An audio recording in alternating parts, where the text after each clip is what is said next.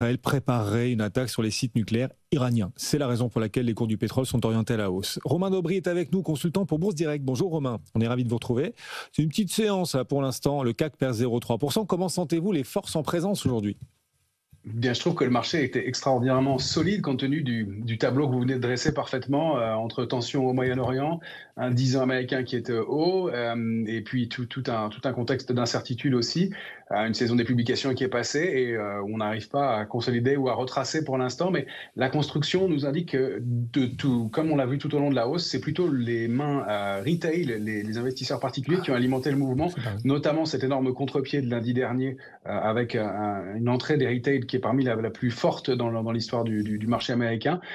C'est-à-dire que c'est Wall Street contre Main Street et manifestement Main Street pour l'instant tire le marché à la hausse, mais on sent que ça manque un peu de momentum, de carburant pour poursuivre. On a en plus à noter du côté des ratios de couverture dans les portefeuilles un sentiment hyper optimiste, voire carrément complaisant pour l'indice français.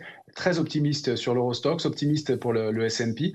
Donc on a un contexte qui est à mon sens un petit peu vulnérable, un petit peu dangereux à court terme, même si graphiquement ça reste haussier, même si on vient de former, vous le disiez, un nouveau plus haut historique sur le DAX, ça commence à manquer un peu de carburant, donc un peu de prudence à mon avis à avoir et des contre-pieds qui pourraient se mettre en place, d'autant plus que hier sur le futur S&P, dans le mouvement de consolidation petit qu'on a connu, il y a eu un petit peu de pression baissière sur les futurs, légèrement, mais attention à ce que des gros acteurs du marché ne profitent pas de ces niveaux pour se positionner cette fois à la baisse et bien faire le contrepoids face à des acheteurs retail qui sont peut-être moins forts. C'est ça, c'est-à-dire que jusqu'ici le marché a été porté et le rebond nourri par le retail, les investisseurs particuliers, effectivement les petits actionnaires, ils ont été très présents, beaucoup plus que les institutionnels. Il faudrait que la dynamique demeure ou que les institutionnels prennent le relais. Et c'est pour ça que l'analyse technique des forces en présence quotidienne avec vous, Romain, est toujours précieuse. Quels seront les prochains seuils à suivre sur le CAC et les autres indices ?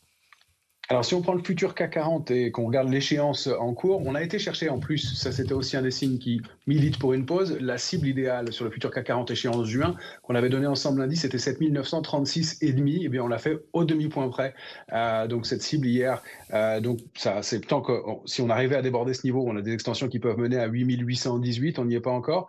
En dessous, la première alerte, c'est 7758 points, la première alerte un peu sérieuse, donc on n'a pas de danger majeur. Sur le DAX, on est toujours installé au-delà des 23 910. On est installé donc un trading range plus haut. C'est premier niveau de warning, mais c'est vraiment du très court terme. En dessous, c'est 23 695. Et pourquoi pas des retracements jusqu'à 23 200. Tant qu'on est au-delà de ces niveaux-là, ça serait une simple consolidation. Si on arrive à former des extensions, pourquoi pas, puisque ça reste haussier graphiquement pour l'instant. C'est 24 635 sur le DAX. Et puis pour changer un petit peu d'indice, regardez les indices américains. Le Nasdaq oscille sous un niveau cible qui est à 21 475, c'est un niveau cible aussi. Attention, sous 21 095, première alerte intraday, 20 620 pour être une cible de retracement intéressante. Alors, du côté des actifs, il y en a un qui vous intéresse, c'est le secteur des télécoms. On en parle depuis le début de la semaine avec ces possibilités de regroupement. Ça va bouger du côté des SFR. On a Orange qui monte bien, mais il y a un ETF un petit peu réactif pour ça. C'est l'ETF Télé recommandé de septembre. Romain. Oui, on avait effectivement évoqué ce secteur fin août, début septembre ensemble en disant qu'il sortait d'une très très longue congestion qui datait de 2016. Il s'était réveillé et c'était un des secteurs en retard, comme beaucoup de secteurs se réveillent en ce moment. Et effectivement, il a progressé d'une vingtaine de pourcents depuis le mois de septembre. Donc ce ne sont pas les mouvements les plus brutaux, les plus tonitruants, mais c'est régulier. Et on a encore un petit potentiel de hausse assez intéressant de l'ordre de 8% pour poursuivre sur le secteur. Donc ça, c'est le TFTELE.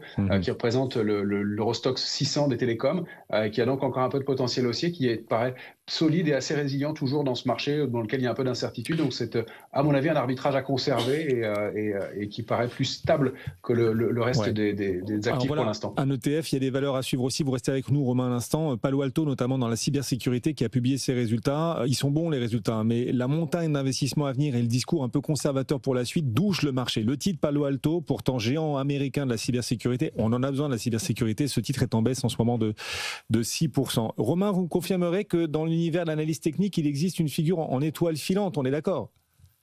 Exact, tout à fait. Bon, ça ressemble à quoi une étoile filante dans l'analyse graphique? J'essaie de faire une transition, vous comprendrez après. C'est quoi en graphique une étoile filante? Alors une étoile filante, c'est une bougie qui ouvre donc sur un niveau de prix. On accélère pendant toute la séance à la hausse et on va clôturer proche du niveau d'ouverture. Ça laisse un petit corps en bas et une grande mèche haute en haut. Et c'est ce qu'on appelle donc en haut de marché une étoile filante. Elle peut s'intégrer à d'autres structures, mais c'est un signal tout simplement psychologique que les acheteurs ont tenté de prendre la main pendant la séance et que c'est les vendeurs qui en haut de marché eh bien, se sont manifestés, se sont montrés dans un premier temps plus forts. Il faut préciser que cette bougie seule ne veut pas dire grand-chose, mais si elle est suivie par exemple d'une bougie baissière derrière ou d'un gap baissier, là le signal d'alerte est beaucoup plus important. Waouh, c'est aussi limpide que dans l'espace. L'étoile filante graphique décrite en quelques instants par Romain Daubry, et ça va parler à notre invité suivant, Rolando Grandi.